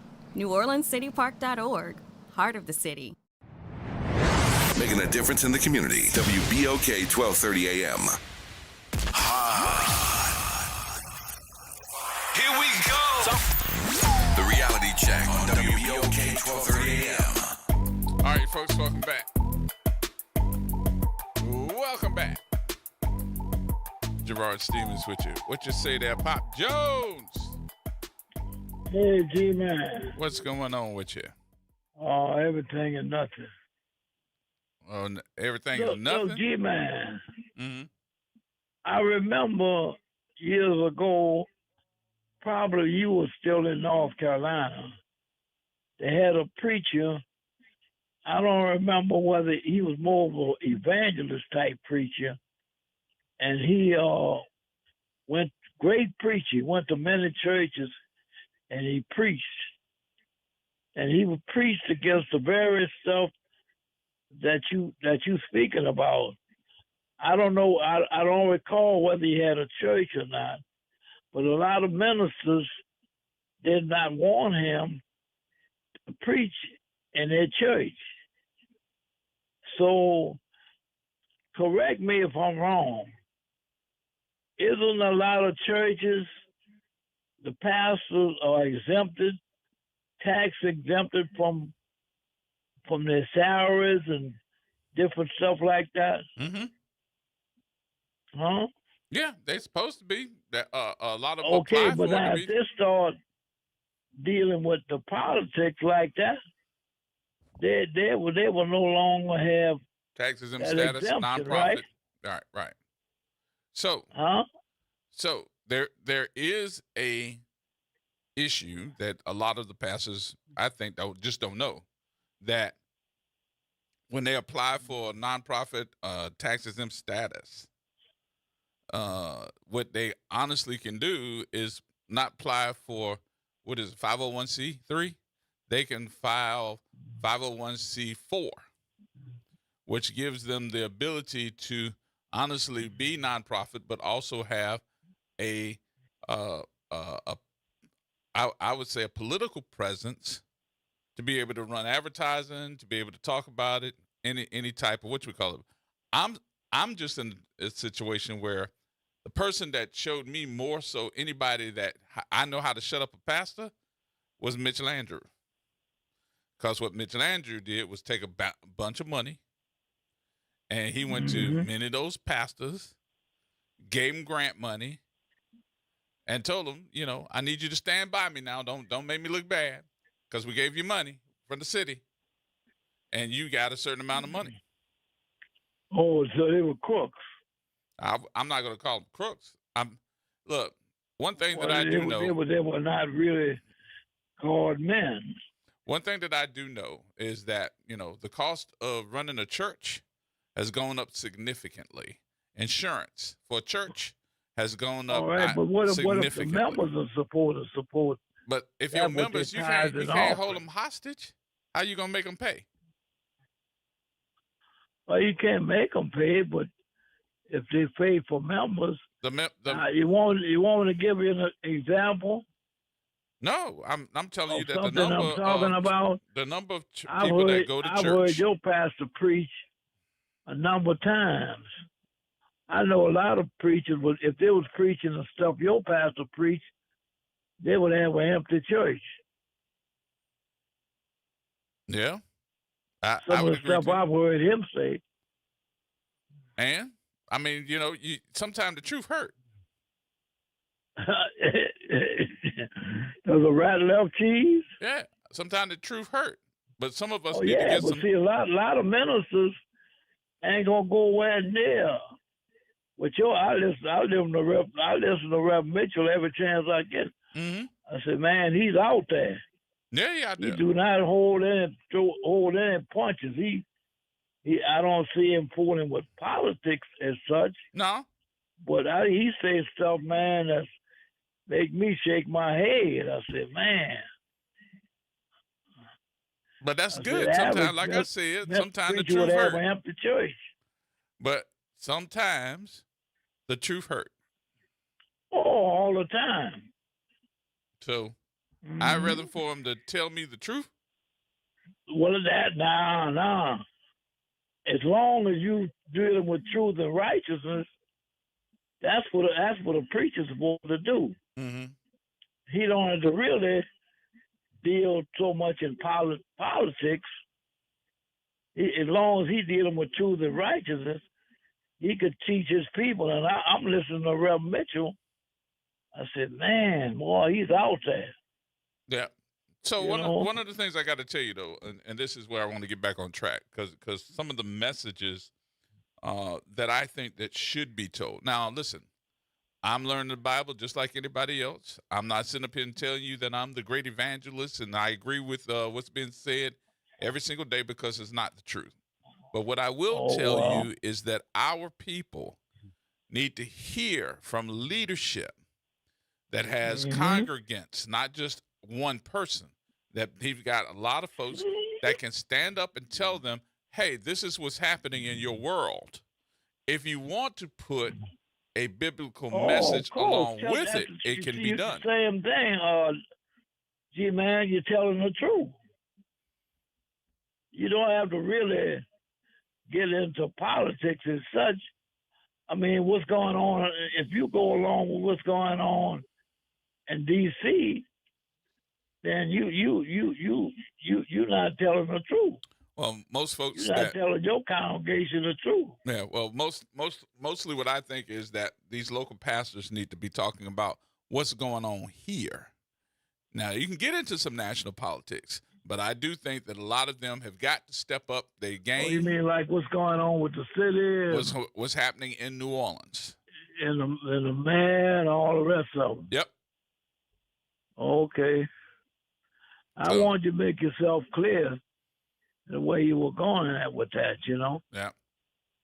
Well, I agree with you. There should be, but then again, a lot of them, you know how that is. I mean, I ain't going to go into that. But, yeah.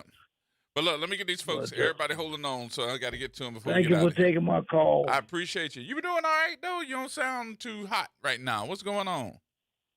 What you say? You sound like you're a little bit stuffed up or something. You got a cold? No, I'm okay. You all right? Yeah, I'm all right. Thanks for asking. I'm just checking on you. All right. All right, Thank my you very friend. much. I'll talk to you later. All right, Shed. Hello. What's going on with you? Oh, man, not much. First of all, hello to Pop Jones, man. We love you. And you know, Pop, I'm like you. I'm not the sharpest knife in the drawer, but something ain't right with these pastors. Something ain't right with these pastors here in New Orleans. If they're not boisterous about what's happening to black people who fill their congregations, who fill their churches, who are members, of their congregations. How can you expect people to give you 10% tithes and offerings if they are not making it? And seem like you pastors should be at the forefront of your folk being more prosperous than they can give, perhaps 10% if they so choose to. I still would like to hear from all of these pastors that gave up the right for us to have a black mayor in office. Nobody ain't telling us nothing. How much money did your church get, if they got any? Mr. Norman Robinson, his commentary.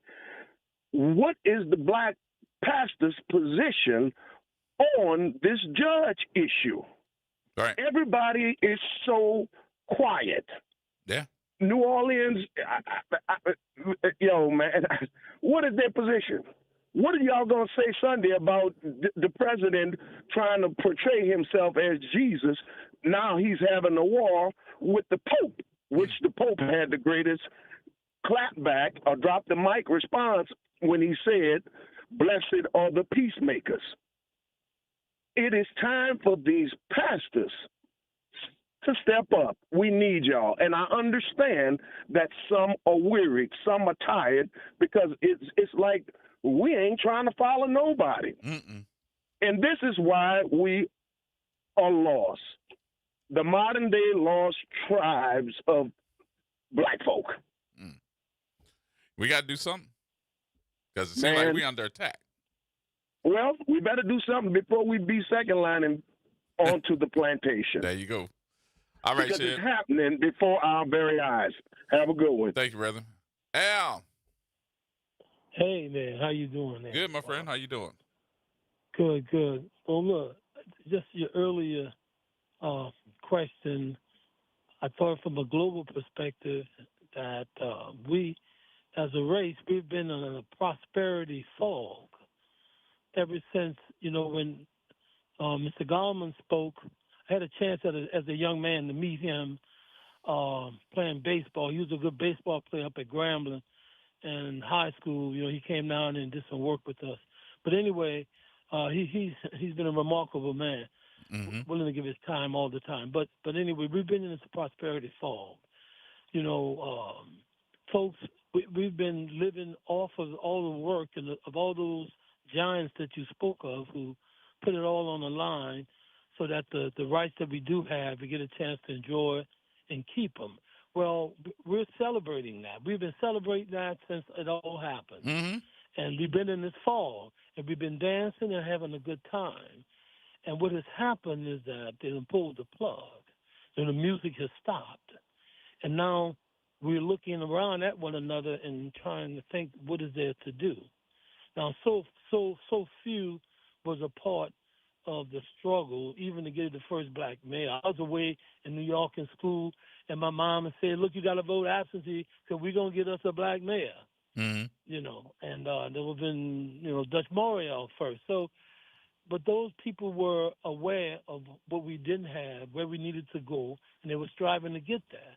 But then we thought we were there, so we've been having a good time and been in this joyous fall.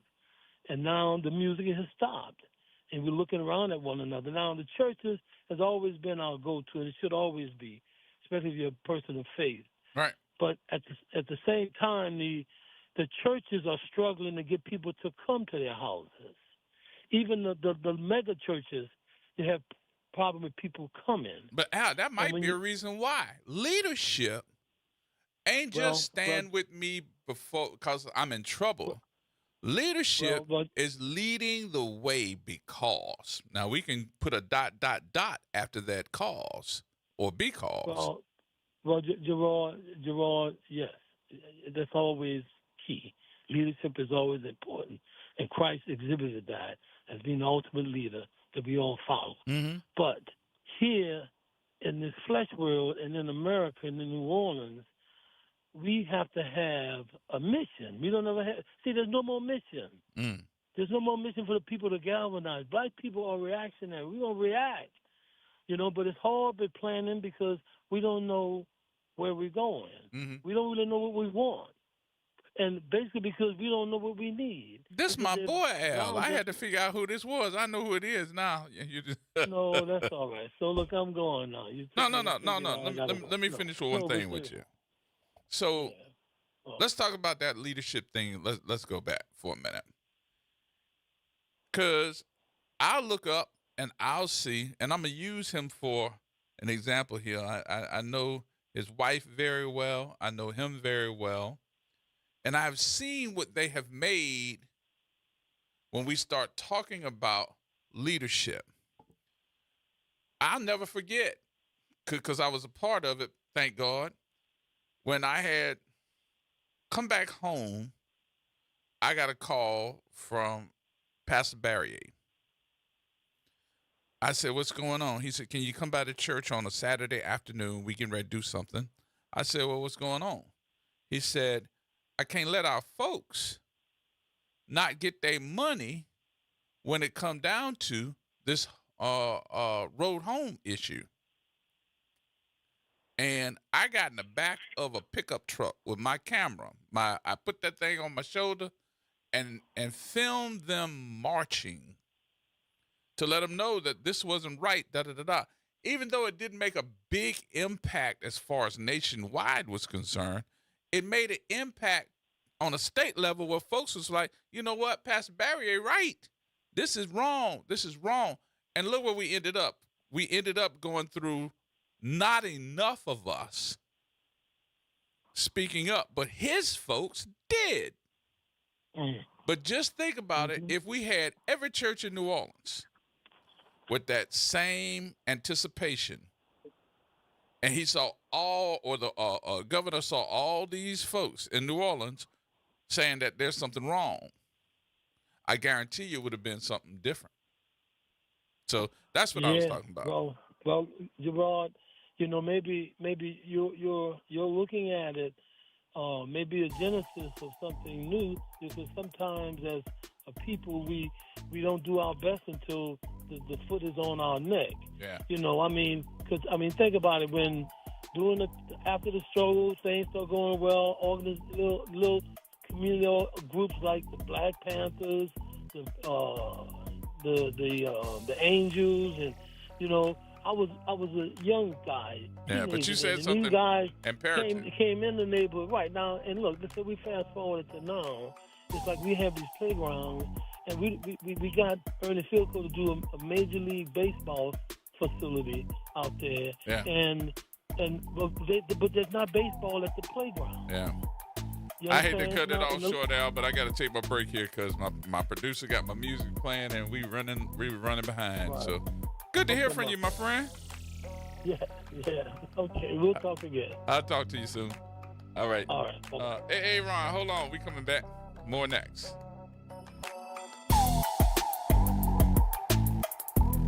AURN News. I'm Ebony McMorris. The clock has officially run out. The U.S. initiated a full-scale naval blockade of all Iranian ports. This dramatic escalation follows a total collapse of ceasefire talks in Islamabad over the weekend. Sources say negotiations hit a wall when the U.S. delegation, led by Vice President Vance, demanded Iran surrender its uranium stockpile, a move Tehran reportedly viewed as a demand for unconditional surrender. President Trump, speaking at Joint Base Andrews earlier this morning, made the mission clear. No oil leaves Iran until they comply. While the Strait of Hormuz remains open for neutral traffic, U.S. minesweepers are already active in the water, and oil prices have already cleared the $100 a barrel mark in anticipation of the squeeze. Response from Tehran has been swift and defiant. Iranian parliament speaker warned that if the U.S. wants a fight, they'll get one. For AURN News, I'm Ebony McMorris. Well, Saints of God, this is Pastor David Impartan Sr. coming to you over the airways of WBOK, your favorite host of Change Your Water, Change Your Mind. I want to invite you to our show every Saturday from 1 o'clock to 2 o'clock p.m. That's Change Your Water, Change Your Mind. I want you to invite your family and friends to a broadcast that's designed to change your life, the way you think, the way you act, and what you eat. We want you to tune in every Saturday at 1 o'clock, WBOK, 12:30 a.m. See you on Saturday. This is Andronica Morris, host of Put Housing First. Join us every Tuesday at 12 o'clock, where we will discuss how housing affects every aspect of our lives and what's necessary, what's needed to guarantee housing for all. Join us every Tuesday at 12 o'clock as we dig down deep onto the issues that affect all of us. This is The Law and Your Legacy. I'm attorney Pete Hamilton. I'm attorney Ryan Hamilton. If you had $1 million, would you leave it to an 18-year-old? Hopefully not, but that's exactly what can happen with a simple will. The money goes straight to your kids when they hit the legal age, no guardrails. A trust lets you control when and how they receive their inheritance. You can set ages, milestones, or even make sure they finish school first. Give them security, not a spending spree. This is not legal advice. That's just a tip brought to you by Liberty Bank and Trust. For more information, go to libertybank.net or contact us at 504-915-5016. LifeCare provides valuable whole life insurance to cover final expenses, such as medical bills, burial costs, and unpaid debt. A final expense insurance policy is fast, easy, affordable life insurance that's available to anyone between the ages of 50 and 80. No medical exams, no lengthy questionnaires, and no waiting period. The application process is quick and easy. You can even apply without having to undergo a medical examination. Just answer a few questions and we'll do the rest. With the average funeral cost skyrocketing to $11,000 and Social Security only paying $255, you need simple, affordable peace of mind for you and your whole family. Don't leave behind unpaid expenses that, if left unattended, will burden your family tremendously. Benefits include a guaranteed premium that will never increase, a guaranteed cash value, and a guaranteed death benefit that can never decrease. To find out how you can get final expense insurance with a guaranteed lifetime rate lock, call LifeCare at 800-571-9955. That's 800-571-9955. 800-571-9955. WBOK. Online at WBOK1230.com. Here we go. The reality check on WBOK 1230 AM. All right, folks, welcome back. A few more minutes here before we get out of here for Monday afternoon. Hey, Ron. What's up, G? You the man, brother. Oh, man, trying to be better. You know, first shouts out to the Fatherhood Roundtable as well as the Hippie New Gun Club. To answer your question about the should your pastor be letting you know what's going on as it relates to politics inside the church, Absolutely. You know, you have a dynamic pastor, G. Like my pastor and your pastor are neighbors, right? And he came by our church and he preached our I think it was our 20-year church anniversary. But like Pop Jones said, man, you got a dynamic pastor, which I know you know that already. But you know, everything what the last caller said, I agree with everything what he said wholeheartedly. You know, leadership, you know what I'm saying, is a must. And that preacher who Pop Jones was referring to, his name was Vernon Johns, right? Okay. And if it wasn't for Vernon Johns, we wouldn't know about Dr. Martin Luther King, right? Because the way how Vernon Johns, what he was doing, he was talking about things that was going on. And, of course, some of those Negroes, the boulets who wanted to, you know, keep on getting their hands greased, they didn't like that. So they put him out the church, and that's how Dr. King became how we know him as Dr. King. Okay. You dig? But even when you look at, you know, the power streets of this city, you know, in New Orleans. Matter of fact, I'm going to go to Jefferson Parish. When we was fighting to get body cameras on the Jefferson Parish Police Department, they called in some of these preachers who they take and pay and grease their hands so they can come up in there and try to make it seem like what we was doing was non-relevant. As a matter of fact, some of them even came on this radio station talking about actionable solutions. I ain't going to call this name as of yet. However, he came on here talking about actionable solutions and how he was supposed to, you know, give Jeff Landry a chance, and Jeff Landry promised him all kind of stuff, and then as soon as Jeff Landry got elected, he slammed the door in his face. So leadership, exactly. Leadership is a must, and a lot of these leaders that we have, whether they be preachers or politicians, they don't have no backbone, which is why when the caller was talking about being financed by, it's a black leader, but when you financed by the oppressor's money, we ain't gonna have no choice but to lose, because we have just been taught to go down there and vote for the candidate or vote the pastor in office, so say, while the other people that we fight against are paying for them to be in those seats. That's why when you look at the civil rights movement, and a lot of people are going to disagree when I say this, but reality and facts don't lie. The same people that we fight against, that we were so-called protesting, well, I'm not going to say me because I wasn't born yet, but the same people that we was fighting against and that was keeping their foot on our necks is the same people that financed the civil rights movement. When you look at the situation that happened with Rosa Parks, before Rosa Parks, it happened to a sister named Claudette Clofan, right? But because of her class and because of her background, they didn't take and blow her story up when it happened to her, even though it happened before Rosa Parks. But as soon as it happened to Rosa Parks, right, notice how by her family being tied to the NAACP, they hurried up and blew that up. So a lot of us is our own worst enemy, because we keep on, you know, looking outside of our race for things that we need, because we want to be everything other than being black. Oh, I'm a little Cherokee. Oh, I'm mixed with Apache. Oh, I'm Southern. Man, look, none of that stuff don't matter. At the end of the day, they not going to cross over you to get to me. They want to take all of us out of here. But we allow these different separation of things to keep us fighting against one another, and we start living up with these cliches, and that's why we can't get to where we get at, which is why when certain people that don't look like us come to our communities, we run straight to them as if they're the best thing since sliced bread. And then when they finish with us, they throw us away. Well, you did? But that's how it's always been. Ain't nothing new. But when we gonna wake up and say, that's the question. That's why we're having these questions right now. And I think that this is more of a conversation that needs to be had more often. After today. Yep. So after today, because a lot of times when we have conversations like this, it go away and we never revisit it again. Conversation. Yep. Exactly. All right, my brother. All right, brother. Always good. How the family? Y'all doing all right? Oh yeah, everybody good. Everybody good. You know I gotta ask. One day at a time. All right, my brother. Hey, Ron. Thank you, brother. Yeah, you're right. I'll holler. All right, y'all. That's gonna wrap it up. That was a good conversation today. Very good conversation. I appreciate everybody. We're gonna do some more. We got some more tomorrow.